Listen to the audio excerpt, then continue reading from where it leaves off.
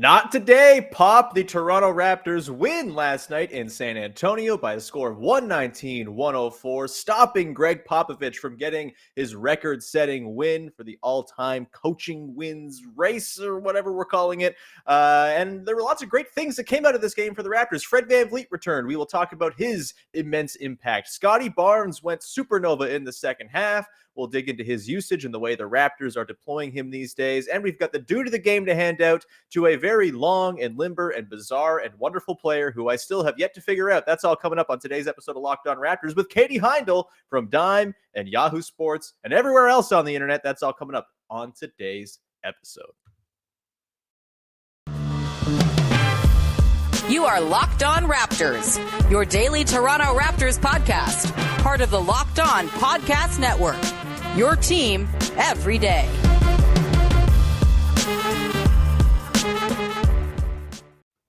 Hey, what's going on? Welcome to episode number 1135 of Locked On Raptors for Thursday, March the 10th. I'm your host, Sean Woodley of RaptorsHQ.com. You can find me on Twitter as always, at WoodleySean. You can find the show at Locked On Raptors, and you can go and follow, subscribe to, rate, review, etc.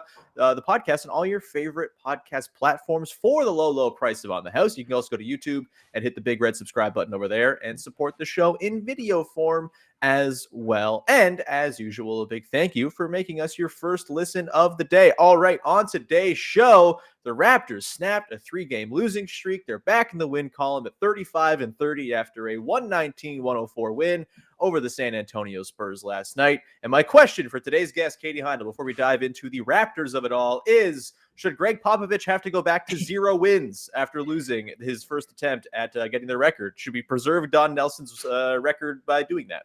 He should have to retire. Yeah, you're done. You're tied with Nelly, and it's not all you can do. Sorry, your man. Coaching contract is that's a stipulation in your contract. Hell, take his titles away. What do I care? Take it all away. I do take a real sick pleasure, I won't deny, in the Raptors denying that one measly win, and that Fred VanVleet being like, "Yeah, we took it as a challenge." I mean, look, they currently are the team that was beaten for the current record holder, or I guess now the co-record holder, Don Nelson, back in, what was it, 2008 or 9 or 10? I think 2010. They lost to give Nelly the record, so I think it's only fair that that they don't have to be the ones to lose to Pop in this case. They also had Lenny Wilkins, who I think became the all-time leader while coaching for the Raptors. So this record very much tied up into this 26-year-old franchise or whatever it is. I was gonna say, NBA history is so weird. Like, it always just seems haunted. Like it seems like an alive.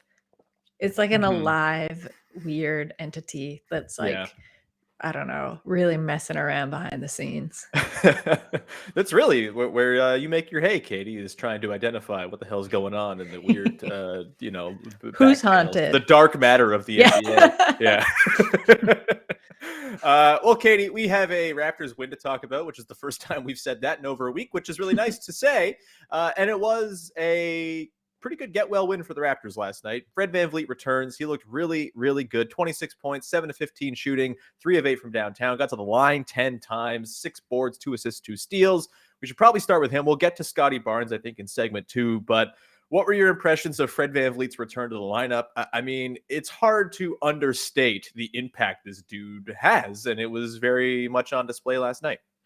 Yeah, I mean, I think the main thing that had been missing that you see immediately set to rights when Fred's back on the floor is just organization and the organization of the floor, right? And how direly you miss that, when he's gone. It was the same with Kyle Lowry. So I feel like that makes a lot of sense to me.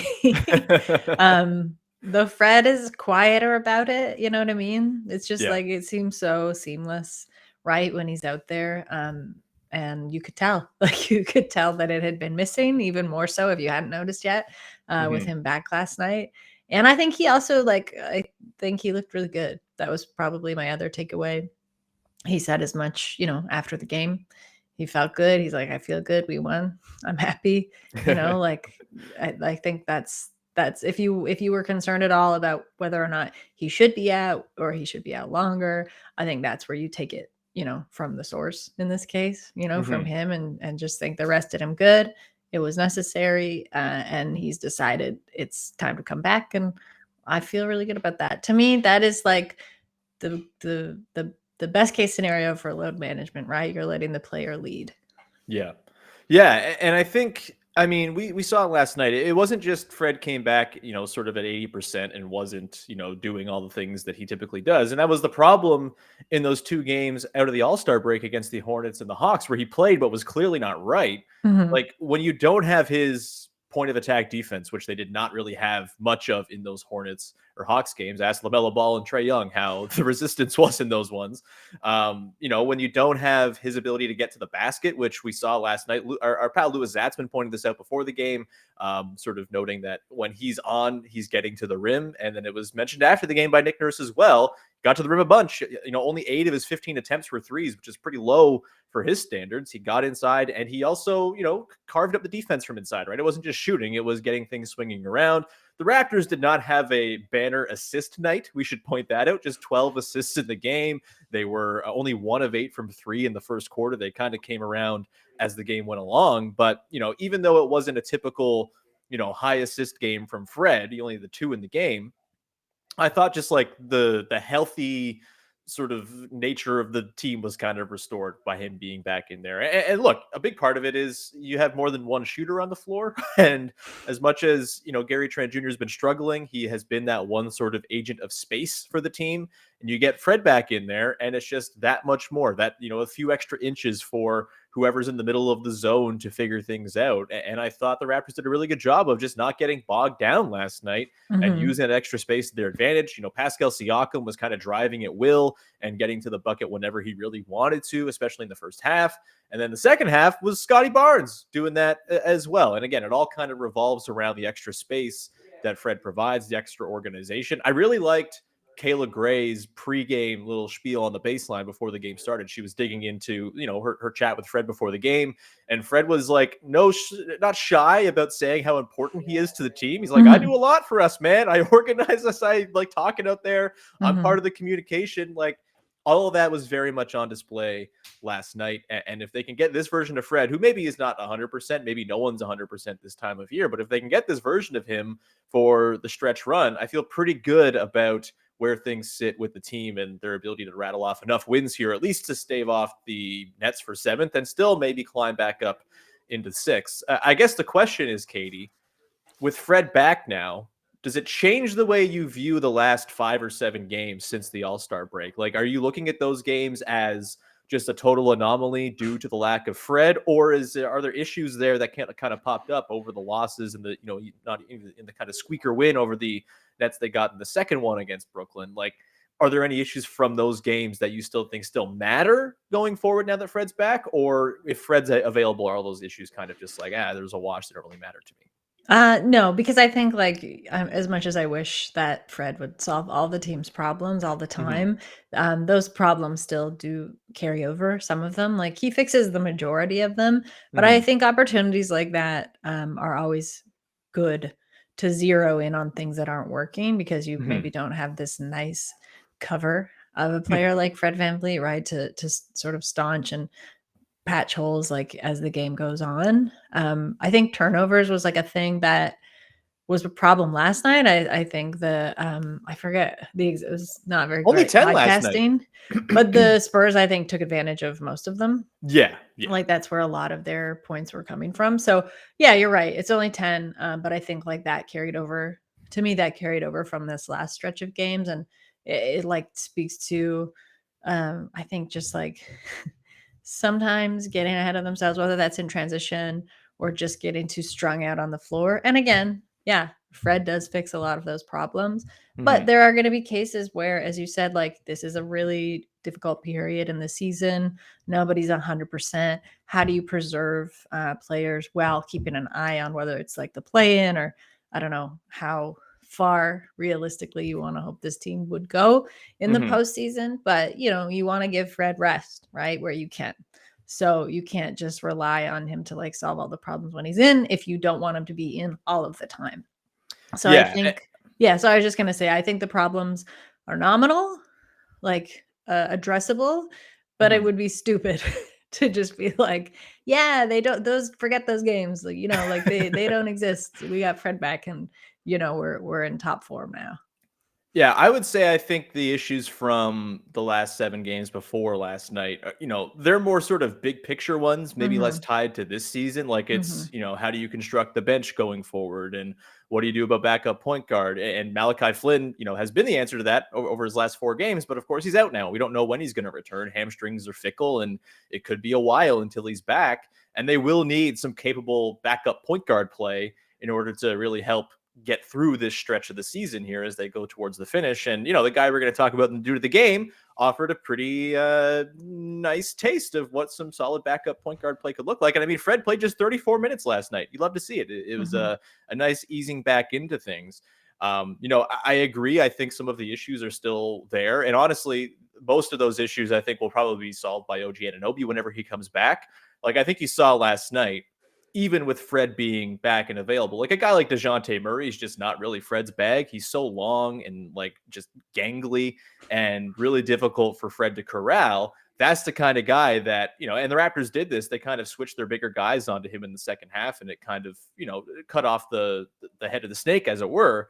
And, I think OG in a lot of situations has been their sort of catch-all solution for guys like that, right? You think back to crunch times against the Hawks or any other team with like a really speedy guard. Usually OG is kind of there. All right, well, it's not working with Fred. Let's bust out the big guns and throw OG on this guy. And that usually, mops up most of the issues. So they still need OG back. The shooting is still a concern. Just 11 of 30 last night. Nothing great. I mean, 37%. It's like a great night for them. Still, you would wish there was higher volume. And there were stretches in this game, particularly when Fred was on the sidelines, mostly in the second quarter, if I recall, when they kind of lost their lead, where the zone gets busted out and it's still a bit of a challenge to break apart. But all told, really, really happy to have Fred VanVleet back in the lineup. And we're going to continue on here just a sec. We're going to dive into Scottie Barnes' awesome game and what makes him such a freaking delight. That's going to come up in just 1 second here. But first, I want to tell you about a new sponsor we have here at Locked On, and that is Athletic Greens. This is a wonderful product that kind of fits a lot of the needs of my day-to-day life. I talk on this podcast a lot about my eating habits. I am not a very healthy eater by all things considered, right? Like I exercise, I do long workouts and stuff like that to try to balance it out, but I eat like a monster sometimes, and I'm not always getting the nutrition that I need. But Athletic Greens is here to solve that problem. With one delicious scoop of Athletic Greens, you're absorbing 75 high-quality vitamins, minerals, whole food source superfoods, probiotics, and adaptogens to help start your day right. This special blend of ingredients supports your gut health, your nervous system, your immune system, your energy, recovery, focus, and aging, all the things that matter. And it's really a wonderful product. I started using it this week. They sent me some stuff, and I feel great. It tastes pretty good. It tastes like bubble gum, kind of. I think there's kind of it varies what you think the taste is depending on your own palate, but it's nice. You just put it in a glass of water in the morning, you drink it down, and it is a wonderful way to start your day. It's perfect insurance for your nutrition. It was founded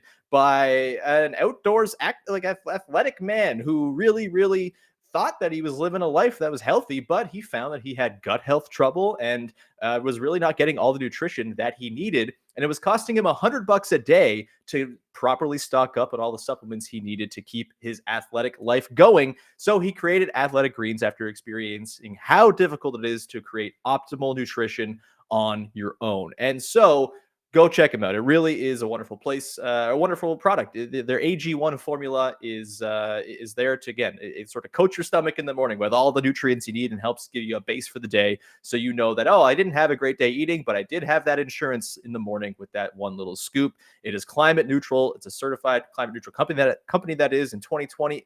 AG purchase carbon credits that support projects protecting old growth rainforests. It's a product you want to be part of. So to make it easy, Athletic Greens is going to give you a free 1-year supply of immune supporting vitamin D and 5 free travel packs with your first purchase. All you got to do is visit athleticgreens.com/NBA network. Again, that's athleticgreens.com/NBA network to take ownership over your health and pick up an ultimate daily nutritional insurance. That's Athletic Greens and their AG1 formula. Go check them out. I highly recommend them.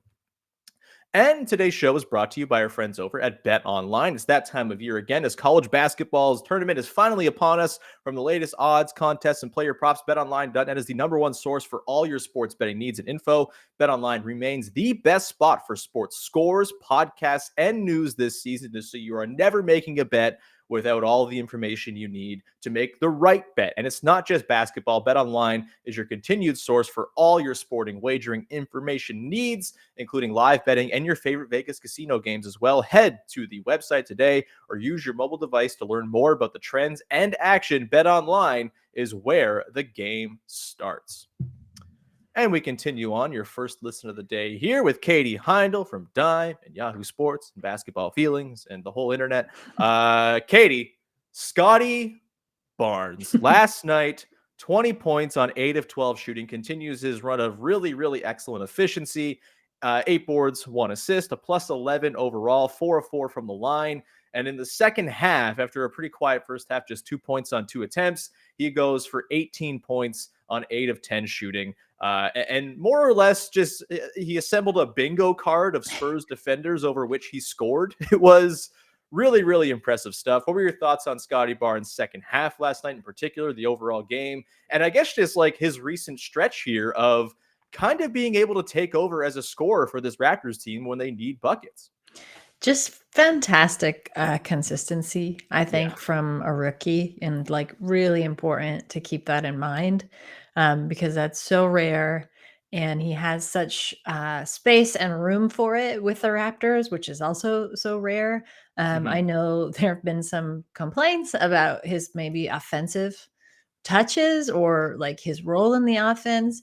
To me, I really don't see it because I've said this before, but like I feel like it's a job shadowing situation where you want him to get a taste of everything in his first season with the team and his first year in the NBA. So I'm really fine if there's some games where he's quote quiet. And I want to say like put that in quotes because like, you know, when you're still averaging about 20 points per game, it's not really that quiet. Like, you know, like any established NBA player would be happy to have those numbers, you know, just as much as a rookie. So I think I'm just like more and more like thrilled every day, more than I thought I could be with Scottie Barnes' like maturation. I think the way that he's handled his role and like his offensive responsibilities with the team, that he can still be a very explosive player, but a super astute and smart one to know when like the ball's it's actually best for it to leave his hands right now, or actually it's best for him to take the shot. Because I know that was a critique that Nick Nurse had of him more like, I guess, toward approaching midseason, which is like, we want him to shoot. Like if he sees the shot, we want him to shoot. And he's doing that, but he's also recognizing where he's maybe not in the best position to do that.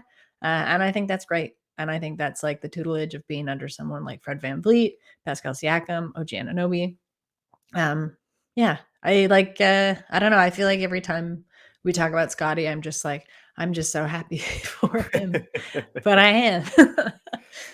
Yeah, I mean, how can you not be? He is like so far ahead of the curve as to where he was expected to be. It's unbelievable. And yeah, you know, I don't get the usage complaints really when it comes to Scotty. Like he's getting his looks. He's scoring 20 points a game over the last stretch here. Like he's doing just fine in the scoring and offense department. And it's not how basketball works to just funnel everything through one guy, especially on this team where there are lots of guys who can finish plays for you. And it is kind of part of the deal that when they're at full health, their main 5 guys, every one of them is a threat to score. Every one of them can put it on the deck. Every one of them can create something out of nothing if they have to, and they're pressed.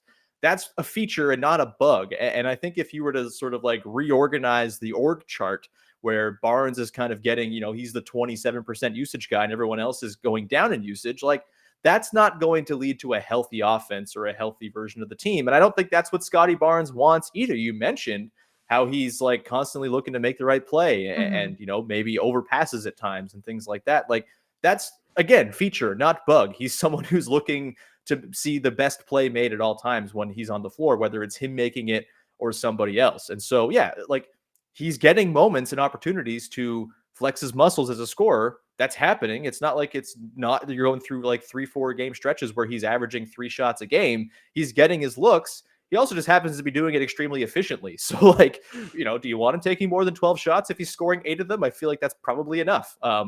It's just a silly way to think about the way the Raptors are constructed. And I think it kind of misses the whole point of what this team is, to say, well, Scotty's great, so he should get more looks. He's going to get his looks. He's 20 years old. It will come in time. And in the meantime, he's just, ripping souls out of dudes, regardless of how tall they are or how long they are. It just doesn't seem to matter. I mean, I will also note that I think where some of the offensive problems have come from as of late have actually been when the Raptors have tried to revert to a more ISO-oriented team, which they are not.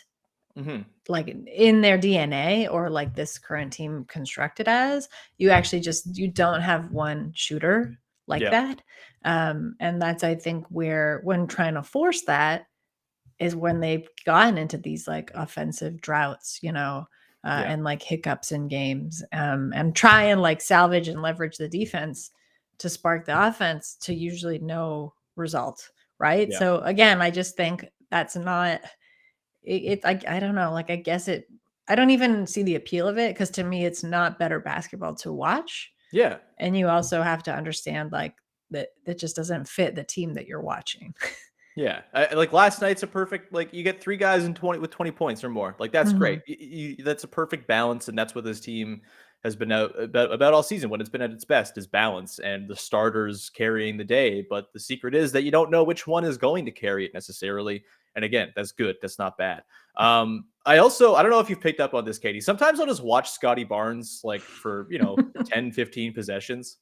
And I noticed this thing where when, let's say, the more erratic players on the team do things that are silly or dumb, he gets so mad because he's like, that's not the right basketball play. Like, you can see him, like, he's not showing anybody up or anything like that. Yeah. But I do think that, we're seeing him kind of emboldened to sort of take things into his own hands a little bit more often. And, we've seen a lot of these games lately. I think back to the Nets games last week, for example, especially the second one, where it just felt like he's not losing this game. He's like going to go down with the ship. And he's kind of just like, all right, that guy's not going to make the smart plays I'm going to make, so I'm going to do it. And honestly, like, it's a thing he has to work on sometimes, because he's operating at such a like accelerated clip that sometimes he'll like throw passes to guys who don't even realize that they're going to be open in a couple of seconds. And it's like way too ahead. And he's got to figure out like who he's working with almost. Yeah. But like, I think it's why he fits so nicely with the starters, is because they're all pretty high IQ guys, right? And he plays off of Fred and Pascal so nicely because they all see things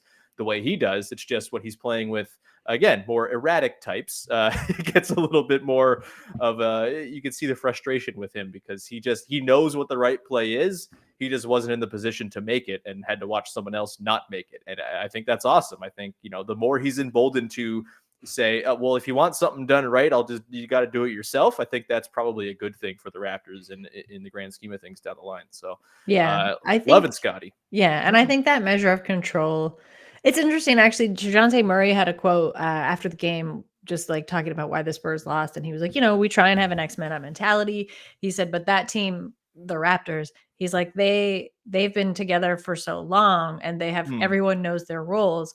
And I was like, actually, a couple of them have, right? But like to us, it's a new team. Like to Raptors fans, like the majority of these, it's not the same team. And like that was the huge thing going into this season, is like, how is this team going to fit together? And I still think that's where a lot of their growing pains are coming from.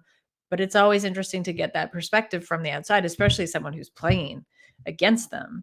And I think Scottie Barnes fits into that really perfect, because he like understands his role so intimately already that it does seem like, and like that's the surprising thing, that it does seem like he's been with this team forever. Totally. We are actually going to talk more about Scottie Barnes on tomorrow's episode of Locked On Raptors and sort of try to contextualize his rookie season in the grand history of Raptors rookie seasons with our pal Amit Man from Yahoo Sports. So you have that to look forward to on Friday. Before we wrap up the show, though, we're going to give out the dude of the game as we do after every Raptors game. And we'll give it out to a person we've kind of teased already. He's very long. He's very gangly. I compared him last night to the great Gonzo from the Muppets because I don't know what the hell he is, but he's very fun to watch fly through the air. We'll get to that in just 1 second. But first, I want to tell you about our friends over at Rock Auto. Rock Auto is a wonderful place for someone like me who is a car dum-dum. I only have a car for utility. I don't care what my car is. I don't care what it looks like or where anything, really. It's just so I can get from point A to point B. And that means I don't have much expertise on what's going on inside the guts of my car. And when parts are in need, I am just usually at the mercy of the mechanic. And I go, hey,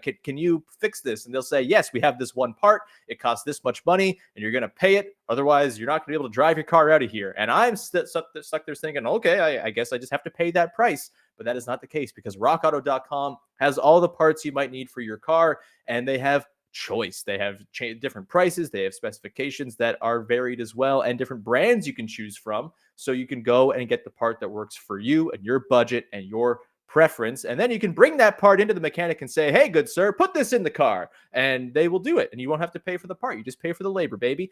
So highly recommend you go to rockauto.com. You go and check out all the parts available for your car or truck. They've got everything you need from the important stuff to the aesthetic stuff and everything in between. So go and check out their super easy to explore website. I can use it, therefore you can use it because once again, car dum-dum over here, and I have managed to figure it out. You're going to save yourself a lot of money, and you'll be doing it knowing you're buying from a family business that's been doing it for over 20 years. Go to rockauto.com right now, see all the parts available for your car or truck, and write locked on there. How did you hear about us box to know that we sent you? Amazing selection, reliably low prices, all the car parts you will ever need at rockauto.com. And we continue on here with your first listen of the day. Katie is back after a stealth dropout in the ad to fix the weird feed that was going on. Apologies to those watching on video. I don't even know if it ends up in the final product looking as weird as it did on my end, but you were kind of like a robot with a very smooth voice. Yeah. Okay. Apologies to the guy who had so long hated my Wi-Fi, and then I upgraded the Wi-Fi. Now he's probably upset. He's like, what happened? Like, it was going fine. Now it sounds like shit. Damn you, telecom! Yeah.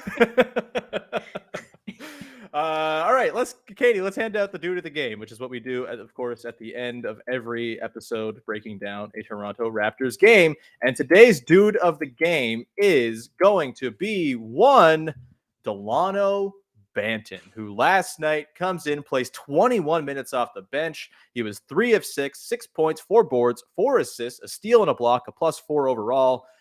Really fun stuff from Dalano Banton last night. And he's going to have a shot here, Katie, to play quite a bit of minutes. Again, 21 minutes last night in relief of Fred VanVleet. Played with Fred some, obviously, but with no Malachi Flynn and the desire to keep Fred from being grounded to dust, they're going to need some supplementary ball handling here. And Banton last night, after he's kind of been in the weeds this season, up and down, back to the G League and back to the NBA, yada, yada, yada, hasn't quite captured the form of the first couple of weeks where he kind of caught the league by storm.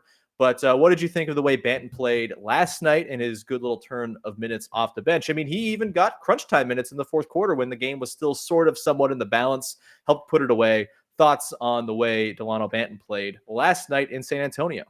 I thought he played really well. I think the main thing that stuck out for me was because this has been something that has hounded him a little bit, is his sense of timing seemed pretty improved and I think fairly measured. There was it was like he had a lob up to Precious. Oh, and like Precious's timing too, but like the two of them being able to see that and figure that out on the fly in tandem. Those are two guys who have had a lot of trouble this season with just like finding their spots at the right time.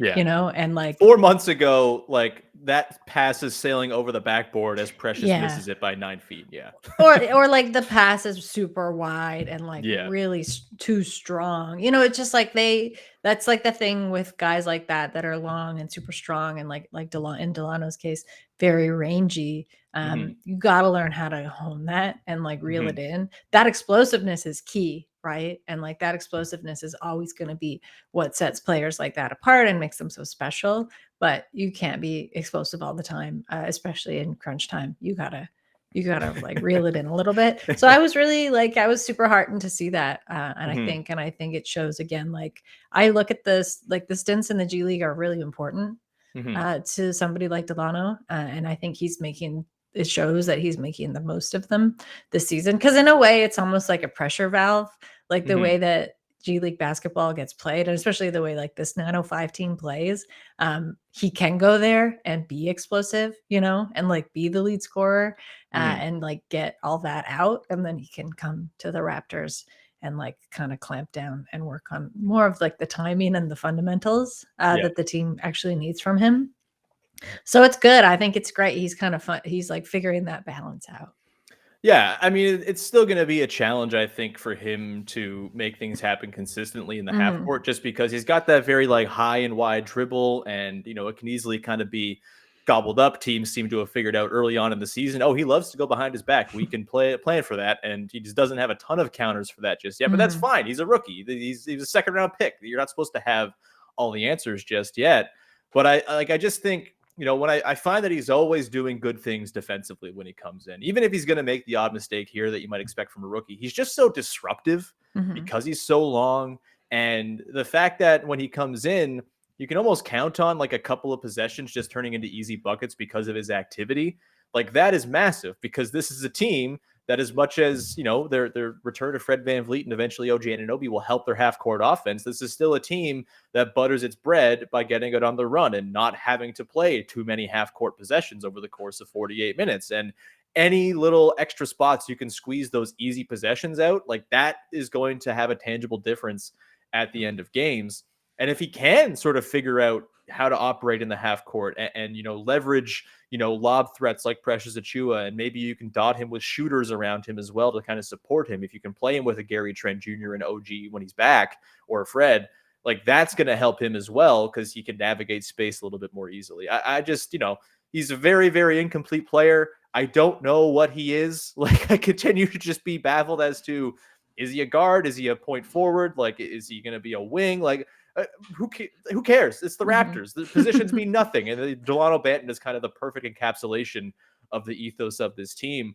Do you think, so 21 minutes against the Spurs last night, there's a little bit of garbage time at the end of the game. Do you think 20 minutes is kind of what you're hoping for from Dalano here in relief of Fred going down the stretch here? Or is that maybe too much to ask of him? Maybe, to hope for every night to look like last night is a bit of an unfair burden to put on his shoulders. Yeah, every night won't look like last night, but I don't think the minutes is an unfair thing to ask, because you gotta like, you also have to ask, right?